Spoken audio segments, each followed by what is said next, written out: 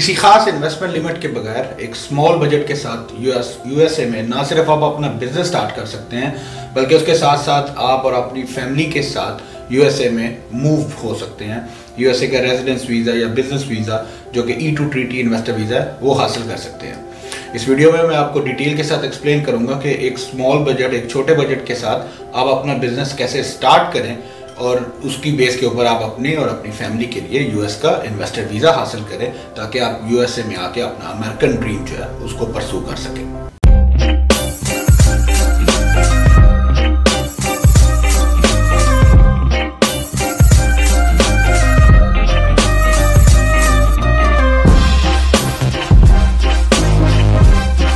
Assalamu alaikum. My name is Rahil Sheikh and I'm a business consultant and investment migration expert based in the USA. मेरी firm startup business bureau में हम लोग foreign investors और entrepreneurs जो USA में अपना business start करना चाहते हैं और उसकी बेस के ऊपर यूएस का जो बिजनेस इन्वेस्टर वीज़ा है E2 वीज़ा के नाम से जो जाना जाता है उसको परसू करना चाहते हैं, हम लोग उनको consulting, management and advisory services provide करते हैं। बिजनेस स्टार्टअप प्लान को डिस्कस करने से पहले एक जनरल ओवरव्यू ले लेते हैं कि E2 वीज़ा या जो स्टार्टअप वीज़ा जिसको हम बोल रहे हैं, जो कि जिसकी ऑफिशियल कैटेगरी जो है वो E2 ट्रीटी इन्वेस्टर वीज़ा है, इसका बैकग्राउंड क्या है, इसके बेनिफिट्स क्या हैं। तो हम इसके बेनिफिट्स की सबसे पहले बात कर लेते हैं कि E2 वीज़ा बिजनेस ओनर्स और बिजनेस इन्वेस्टर्स को दिया जाता है जो कि ट्रीटी कंट्री से बिलोंग करते हों और यूएस में अपना कोई भी बिजनेस जो है वो एस्टेब्लिश करना चाहते हों। इस वीज़ा में इन्वेस्टमेंट कैटेगरी की कोई इन्वेस्टमेंट अमाउंट की कोई लिमिटेशन नहीं है। आप as long as investment amount business जो आपका प्रपोजल है या जो बिजनेस प्लान है उसके साथ मैच कर रही है और आपकी बिजनेस की जो रिक्वायरमेंट्स हैं उसको सब्सटेंशिएट कर रही है, फुलफिल कर रही है, तो आप कोई भी किसी भी इन्वेस्टमेंट अमाउंट से आप अपना बिजनेस स्टार्ट कर सकते हैं। इस वीज़े में आप अपनी फैमिली जो कि आपकी स्पाउस और आपके बच्चे जो 21 साल से नीचे हैं, 21 साल से छोटी उम्र के हैं, आप उनको स्पॉन्सर करके आप अपने साथ जो है वो यूएस लेके आ सकते हैं। One of the biggest benefit के इसमें जो आपकी स्पाउस है, यानी अगर हस्बैंड है तो उसकी वाइफ और अगर वाइफ है तो उसका हस्बैंड जो है, जो भी मेन एप्लीकेंट है उनकी जो स्पाउस है उनको स्टैंडर्ड वर्क ऑथराइजेशन या एम्प्लॉयमेंट ऑथराइजेशन जो है वो मिल जाता है। यानी वो जो मेन एप्लीकेंट है वो सिर्फ लिमिटेड है अपने बिजनेस में, जो E2 बिजनेस है उस बिजनेस में काम करने तक लिमिटेड है। वो उनके अलावा कोई जॉब नहीं कर सकते, एक्स्ट्रा बिजनेस नहीं कर सकते। लेकिन स्पाउस जो है वो उनके पास ऑप्शन है कि वो कोई भी बिजनेस या जॉब या कुछ भी जो है वो यूएसए में कर सकते हैं। You get a right to indefinite stay. आप जब तक आपका बिजनेस चल रहा है आप उसमें जो है वो उसको अपना वीज़ा को रिन्यू करते रहिए और अपने जो है वो यूएसए में आप उसको अपना स्टे जो है वो कंटिन्यू कर सकते हैं। इसके अलावा आपके किड्स हैं, बच्चे, चूँकि आप उन बच्चों के साथ मूव हो रहे हैं तो आपको world class education, health benefits जो हैं वो आपको मिल जाते हैं। एजुकेशन जो है वो आपको दुनिया की जो एक मियारी तालीम है वो आपको आपकी फैमिली के लिए मिल जाती है। और इसके अलावा आपको ट्रैवल मोबिलिटी टू यूएस जो है कि आप यूएसए में फ्रीक्वेंटली इन एंड आउट कर सकते हैं। स्टे की कोई रिक्वायरमेंट नहीं है कि आपको मिनिमम स्टे करना है या आपको परमानेंटली यहाँ पे स्टे करना है। आप अपने जो है वो easily without any other visa और एनी अदर फॉर्मेलिटीज आप अपनी ट्रैवल जो है वो एंजॉय कर सकते हैं। अब हम आ जाते हैं E2 जो वीज़ा है, जो बिजनेस है, उसकी क्या रिक्वायरमेंट्स हैं। उसकी जी ये 7 मेन क्राइटेरियाज हैं, 7 मेन रिक्वायरमेंट्स हैं। आप बेसिकली कोई भी बिजनेस स्टार्ट कर सकते हैं या किसी बिजनेस में इन्वेस्ट कर सकते हैं या किसी चलते हुए बिजनेस को खरीद सकते हैं। तो इधर you start a business, buy a business और इन्वेस्ट इन अ बिजनेस। तो ये तीनों कैटेगरीज आपके पास मौजूद हैं। डिपेंडिंग आपकी प्रेफरेंसेस, डिपेंडिंग आपका इन्वेस्टमेंट बजट, आप जो है वो उसको चूज कर सकते हैं। जो नंबर 1 इसका जो रिक्वायरमेंट है कि आप ट्रीटी कंट्री से होने चाहिए। ट्रीटी कंट्री यूएसए के साथ वो कंट्रीज जिनके साथ ट्रीटी रिलेशन साइन है उनके वो सिर्फ उन कंट्रीज के जो सिटीजन्स हैं वो अप्लाई कर सकते हैं E2 वीज़ा। पाकिस्तान जो है वो ऑफ कोर्स एक ट्रीटी कंट्री में आता है। इसके अलावा बाकी लिस्ट जो है वो इस वीडियो की डिस्क्रिप्शन में जो है मौजूद होगी। सेकेंड रिक्वायरमेंट है जी वीज़ा की, बिजनेस जो है वो आपकी ऑनरशिप में होना चाहिए। ऑनरशिप से मुराद 100% ऑनर नहीं है। अगर आप सिंगल मेंबर हैं, अगर आप अकेले इन्वेस्टर हैं, अकेले बिजनेस ओनर हैं तो आप 100% ऑनर होंगे। अदरवाइज आप किसी के साथ पार्टनरशिप भी कर सकते हैं, बट अप टू 50% जो है वो आपके पास शेयर्स होने चाहिए इस बिजनेस के। इसके बाद थर्ड नंबर पे आ जाता है जी डेवलपमेंट डायरेक्ट, कि आपके पास वो कैपेसिटी और कैपेबिलिटीज होनी चाहिए कि आप जो भी बिजनेस आप खरीद रहे हैं या स्टार्ट कर रहे हैं, वो बिजनेस आप उसको यूएस में आके उसको डेवलप और डायरेक्ट करना चाह रहे हैं, आप उस बिजनेस को मैनेज करेंगे, आप उस बिजनेस को ऑपरेट करेंगे।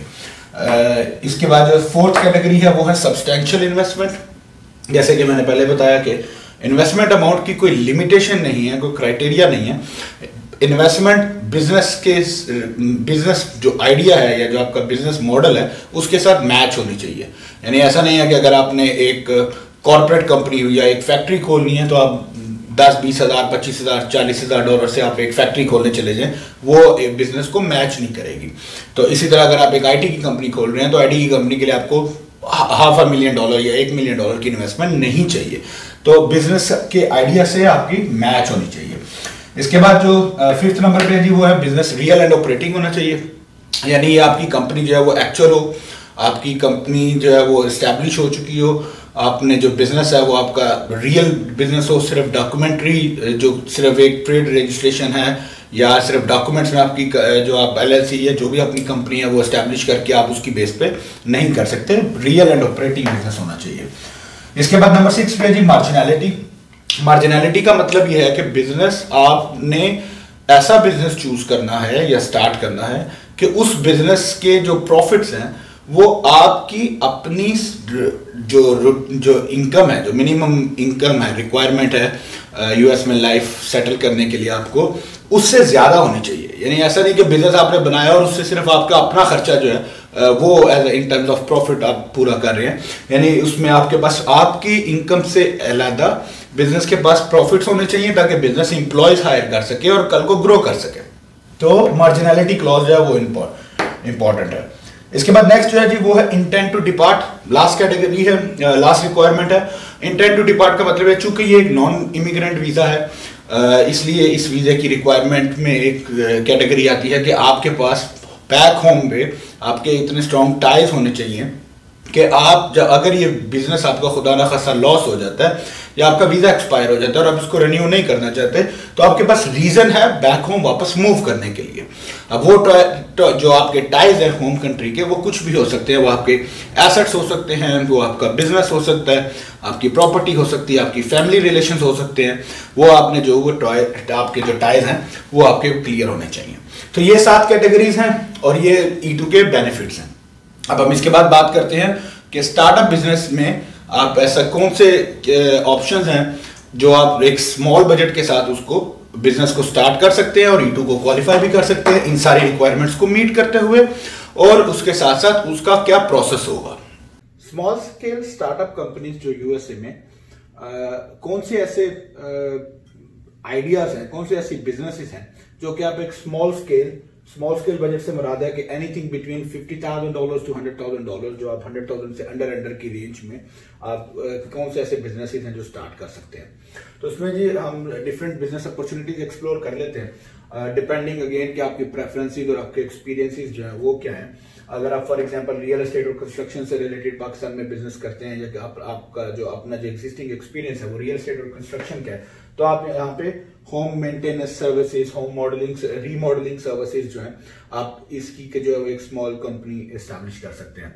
इसी तरह अगर आप किसी भी प्रोडक्ट की मैन्युफैक्चरिंग में हैं, आप फैक्ट्री ओनर हैं या आप ट्रेडिंग बिजनेस में है, रिटेल का एक्सपीरियंस है आपका, आपकी कोई शॉप्स हैं, तो आप अगर इस तरह का आपका एक्सपीरियंस है और आप उसी तरह के बिजनेस को मैच करना चाहते हैं तो आप अपनी इंपोर्ट एक्सपोर्ट का कोई बिजनेस स्टार्ट कर सकते हैं। आप अपनी वही प्रोडक्ट जो आप मैन्युफैक्चर कर रहे हैं उनको इंपोर्ट कीजिए यूएसए में और उसकी बेस के ऊपर उसकी यहाँ पे जो है वो लोकल डिस्ट्रीब्यूशन चैनल जो है वो स्टार्ट हो जाएगा, या आप उसकी ऑनलाइन सेलिंग Amazon है जैसे और eBay है, इसी तरह और बहुत सारी जो शॉपिफाई है, बहुत सारी और ऑनलाइन सेलिंग है, तो आप वो ऑनलाइन सेलिंग का प्रोडक्ट बेस्ड बिजनेस जो है वो स्टार्ट कर सकते हैं। ऑटोमोटिव इंडस्ट्री से अगर आपका बैकग्राउंड है तो आप एक मोबाइल मैकेनिक शॉप जो है, जो कि फिजिकल शॉप्स मैकेनिक्स की जो है तो वो अगर आप बनाने जाते हैं तो वो एक हैवी एक इन्वेस्टमेंट है, वो इस बजट से बाहर हो जाती है। तो ये एक मोबाइल सर्विसेज जो है यूएसए की मार्केट में बहुत कॉमनली चलती है और बहुत तेजी से जो है वो इसके ऊपर जो है वो तरक्की हो रही है और इस पे काम हो रहा है। तो आप मोबाइल मैकेनिक शॉप्स जो है वो आप उसका बिजनेस कर सकते हैं। आप कार वॉश सर्विसेज जो वो कर सकते हैं, ऑटो स्पास है, कार डिटेलिंग सर्विसेज हैं, कार मेंटेनेंसेस हैं। तो अगर आपका कोई भी ऑटोमोटिव से रिलेटेड कोई इंडस्ट्री का एक्सपीरियंस है तो आप इसके ऊपर फोकस कर सकते हैं। इसी तरह अगर आप हेल्थ केयर बैकग्राउंड से बिलोंग करते हैं तो medical billing and coding services है जो कि बीपीओज में आती है, बिजनेस प्रोसेस आउटसोर्सिंग में। ये एक बहुत अच्छी डिमांड है, स्पेशली पाकिस्तान मार्केट में इसका बहुत अच्छा स्कोप है। इसके अलावा जो है वो सीनियर केयर बिजनेस है हेल्थ केयर से रिलेटेड, अगर आप उसमें इंटरेस्टेड हैं। सीनियर केयर जो आप सीनियर हो गया, आपके एल्डरली केयर हो गया, इंजर्ड पीपल केयरिंग हो गया, होम नर्सिंग जिसको बोलते हैं, आप वो बिजनेस कर सकते हैं। अगर आप फूड बिजनेस से रिलेटेड हैं तो आप उस फूड बिजनेस को, चूंकि आप रेस्टोरेंट लेने जाएंगे तो एक अच्छा प्रॉफिट मेकिंग रेस्टोरेंट जो है वो आपको एक हैवी इन्वेस्टमेंट में, या अगर आप कोई फ्रेंचाइज लेने जाते हैं तो तब भी एक हैवी इन्वेस्टमेंट है, 1.5 लाख, 2 लाख, $2.5 लाख की इन्वेस्टमेंट बन जाती है। तो आप एक जो है वो कैटरिंग कंपनी जो है वो खोल सकते हैं, उस कैटरिंग का बिजनेस कर सकते हैं। इसी तरह अगर आपका कोई आईटी का बैकग्राउंड है तो आप आईटी से रिलेटेड सर्विसेज यानी वेब डिजाइनिंग हो गया, सोशल मीडिया मार्केटिंग हो गया, एप्स डेवलपमेंट हो गया, इसके अलावा साइबर सिक्योरिटी है, आप आईटी से रिलेटेड किसी भी प्रोडक्ट की कोई भी कंपनी स्टार्ट कर सकते हैं।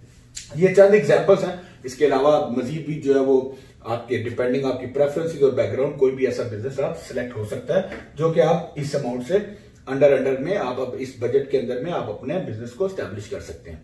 अब हम इसके बाद बात करते हैं कि इनमें से जो भी आपने बिजनेस सिलेक्ट कर लिया उस बिजनेस को एस्टैब्लिश करना कैसे है और इसका सारा जो प्रोसेस है वो कैसे होगा। तो आइए चलते हैं। जब आपकी बिजनेस सिलेक्शन कंप्लीट हो जाती है तो उसके बाद फिर बिजनेस सेटअप का प्रोसेस स्टार्ट हो जाएगा।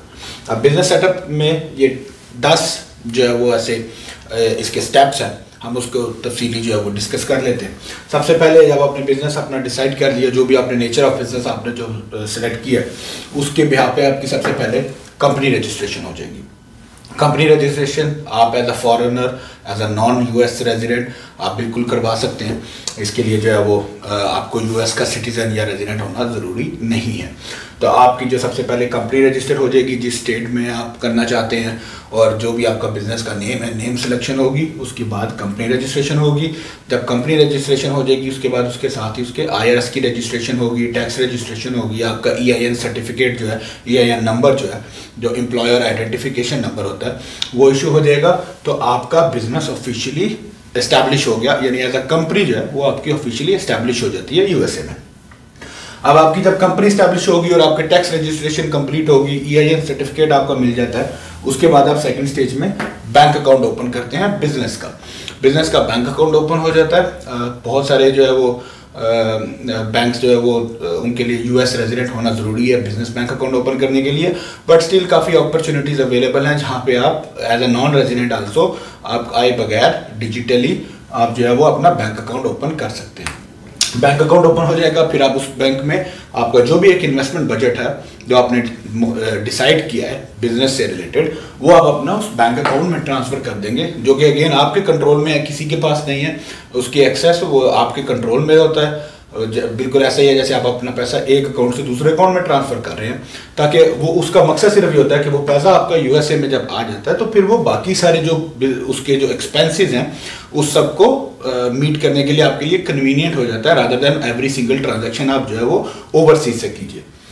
आपने बिजनेस रजिस्ट्रेशन होगी, टैक्स रजिस्ट्रेशन होगी, बैंक अकाउंट ओपन हो गया, इसके बाद आ जाता है आपका बिजनेस लीज से मुराद ये है डिपेंडिंग अगेन कि आपका कौन सा बिजनेस मॉडल है। अगर आपने जो वेयर हाउस लेना है, जैसे अगर आप ट्रेडिंग वगैरह कर रहे हैं, अगर आप जो है वो बाकी जो भी सर्विसेज बिजनेस हैं अगर आप उनमें से किसी में कर रहे हैं तो आपने ऑफिस जो है वो लीज करना है। तो जो भी एक जो आपकी बिजनेस के मुताबिक जो आपकी लीज का जो प्रोसेस है वो एक साइन होता है, वो लीज आपकी कंपनी के नाम पे जो है वो लीज एग्रीमेंट आता है, जो रेंट एग्रीमेंट जिसको बोलते हैं, वो आपकी कंपनी के नाम पे होता है। आपकी कंपनी के बैंक अकाउंट से उसके डिपॉजिट और पेमेंट्स जो है रेंट के पेमेंट जो है वो वहां से जाते हैं, तो वो सब आपके डायरेक्ट कंट्रोल में होता है। आपका लीज भी हो गया, तो इसके बाद जो नेक्स्ट स्टेप है, फोर्थ इसका जो प्रोसेस है उसमें आ जाते हैं इक्विपमेंट्स। आपका जो भी बिजनेस है, अगर आप इक्विपमेंट से मतलब अगर आप जैसे मोबाइल ऑटोमोटिव से रिलेटेड कोई बिजनेस स्टार्ट कर रहे हैं, कार वॉश है, मोबाइल मैकेनिक है, इसी तरह कैटरिंग कंपनी है तो कैटरिंग कंपनी के लिए आपको एक किचन इस्टेब्लिश करना पड़ता है। इसी तरह बाकी जो भी आपके बिजनेस से रिलेटेड के जो इक्विपमेंट्स हैं फिर वो परचेज होते हैं। अब वो इक्विपमेंट्स कैसे परचेज होते हैं, वो लोकल मार्केट में जो है वो आप सर्च करते हैं सप्लायर्स जो उन इक्विपमेंट्स को डील करते हैं, उनकी सप्लायर के साथ आप जो है वो एक एग्रीमेंट साइन करते हैं या इनवॉइस आती है, ठीक है, या परचेज ऑर्डर आता है, आप उनको बेचते हैं, तो वो इनवाइस फिर आप जो है अपने उसी बैंक अकाउंट से उस इनवाइस की पेमेंट करते हैं और सारे इक्विपमेंट्स जो है वो आप अपने बिजनेस जो आपकी जो लीजिंग है, वेयर हाउस है, ऑफिस है, शॉप है, जो भी है, आप वहाँ पे अपने इक्विपमेंट्स ड्रॉप ऑफ करते हैं। ये सब जब इक्विपमेंट्स हो जाते हैं, लाइसेंस हो जाता है, तो इसके बाद आपका स्टेट लाइसेंस हर बिजनेस में नहीं चाहिए होता। स्टेट लाइसेंस से मुराद है आपकी स्पेसिफिक अप्रूवल्स, जैसे अगर फूड से रिलेटेड है तो फूड इंस्पेक्शंस होती हैं और उसके अप्रूवल्स जो हेल्थ डिपार्टमेंट से आते हैं।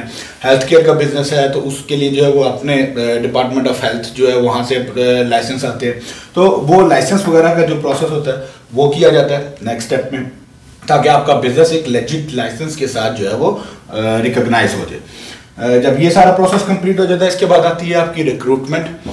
उस रिक्रूटमेंट में जो भी आपके बिजनेस से रिलेटेड 1 या 2 बंदे जो है वो स्टार्टिंग में, अगर आपका until and unless home care का बिजनेस है तो उसमें ज़्यादा बंदे रिक्वायर होते हैं, चूँकि उसमें केयर गिवर्स होते हैं और आपको नर्सिंग डायरेक्टर, एडमिन स्टाफ सारा हायर करना होता है। अदरवाइज आपको 1 से 2 बंदे जो है वो इनफ है। आप अपने स्टार्टिंग में 1 से 2 एम्प्लॉयज़ हायर करते हैं जो बिजनेस को आपकी ये जो आपका पूरा एक सेटअप रेडी हो रहा है उसको ओवरसी भी करते हैं, उसको मैनेज करते हैं और वो आपकी पेरोल्स पे आ जाते हैं।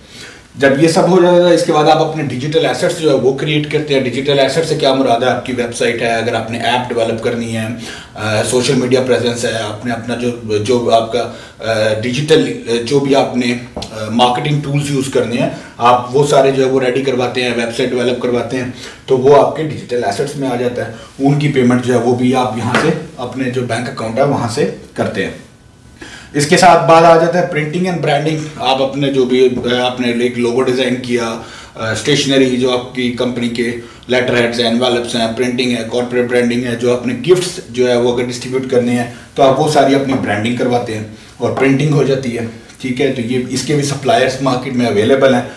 हर एक चीज़ का सेपरेट सप्लायर होता है और उन सबको रिस्पेक्टिवली जो है वो सेपरेट उनकी इन्वाइसिंग होती है, सेपरेट उनकी जो है वो पे आउट्स होते हैं। और जब ये सब हो जाता है उसके बाद हम बिजनेस की लॉन्चिंग इवेंट जो है, लॉन्चिंग इवेंट है या प्री ओपनिंग कह लें, जो है वो प्लान होता है। उसके लिए जो भी इवेंट्स कंपनी हायर होगी या मार्केटिंग कंपनी हायर होगी, ताकि आप अपनी जो अनाउंसमेंट है ऑफिशियली वो उसको जो है वो रेडी कर सके। नेक्स्ट जो लास्ट पॉइंट है वो है बिजनेस प्लान एंड फिजिबिलिटी। ये बिजनेस प्लान बेसिकली इसमें आपका यहाँ से लेके स्टार्ट से लेके ये पूरी की पूरे जो प्रोसेस है वो सब उसमें जो है वो मेंशन किया जाता है। उसके बाद उसकी फिजिबिलिटी रिपोर्ट आ जाती है जिसमें इसके नेक्स्ट 3 साल के 5 साल के गोल्स टारगेट्स जो हैं वो सेट किए जाते हैं। फिर उनकी बजटिंग की जाती है कि अब ये हो गया, अब इसके बाद आपको ऑपरेटिंग एक्सपेंस के लिए कितनी अमाउंट चाहिए, वो अमाउंट आपके बैंक में होती है। इसके अलावा आपको जो बिज़नेस को रन करने के लिए फ्यूचर में आपको इनिशियल में कितने इन्वेस्टमेंट चाहिए, आपका रेवेन्यू मॉडल क्या है, आपकी पर कस्टमर जो है वो इनकम क्या है, पर कस्टमर कॉस्ट ऑफ एक्विजिशन क्या है, फिर उसमें से नेट प्रॉफिट्स कितने आएंगे, अगले 3 साल से 5 साल का ग्रोथ प्लान क्या है, बिजनेस डेवलपमेंट प्लान क्या है, वो सारी चीज़ें जो है वो बिजनेस प्लान में आती हैं। तो जब ये सब कंप्लीट होता है तो उसके बाद इसकी बेस पे वो रेडी होता है और फिर ये सारे डॉक्यूमेंट्स इन सब की individual invoices, receipts, payments, transfers, history, ये सब जो है वो साथ मिला के आपकी एक पूरी जो एप्लीकेशन है वो रेडी होती है, जिसकी बेस पे आप अपनी पिटीशन फाइल करते हैं E2 वीज़ा के लिए। तो आई होप कि यहाँ से आपको काफ़ी क्लियर आइडिया हो गया होगा कि ये सारा प्रोसेस जो है वो स्टार्टअप का बिजनेस का वो कैसे होता है। तो ये सारे स्टेप्स लेके आप एक जो है वो अपने बजट के मुताबिक एक स्मॉल बिजनेस जो है, स्मॉल स्केल इन्वेस्टमेंट का आप जो है वो उसको एस्टैब्लिश कर सकते हैं। और इसकी एक खूबसूरती है कि इसमें ये सब जो हमने डिस्कस किया है, प्रोसेस, आइटम्स और सब कुछ, ये आपके बजट पे डिपेंड करता है और आपके बिजनेस मॉडल पे डिपेंड करता है। ठीक है, जिससे मुराद ये है कि आप इक्विपमेंट्स हैं, फॉर एग्जांपल आप इक्विपमेंट्स जो है वो डिफरेंट तरह की वैराइटीज़ अवेलेबल हैं। आप अपने बजट के हिसाब से, अपने बिजनेस की रिक्वायरमेंट के हिसाब से आप अपने जो है वो इक्विपमेंट्स परचेज कर सकते हैं।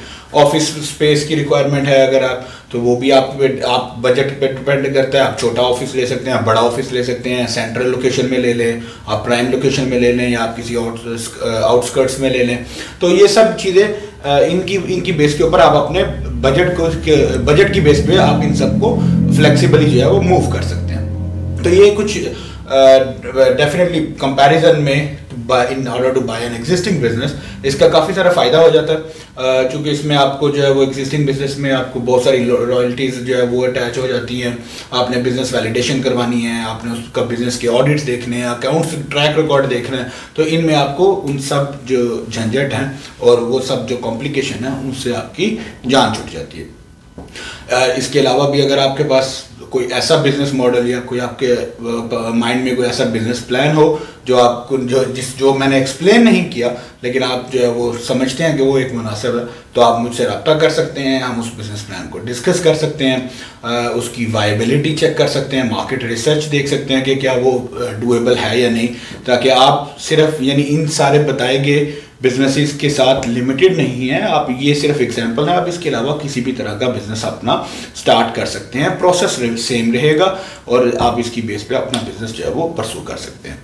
मज़ीद डिस्कशन के लिए आपके ज़हन में कोई सवाल हैं, कोई क्वेश्चंस हैं, मेरा नंबर जो है वो नीचे इसकी वीडियो की डिस्क्रिप्शन में मौजूद है, आप मुझसे रब्ता कीजिए, व्हाट्सएप पे रब्ता कीजिए, ईमेल भेजें, जो है हम आपके साथ इंशाल्लाह पूरा कोऑपरेशन के साथ आपको फुली रिस्पॉन्स जो है वो देंगे।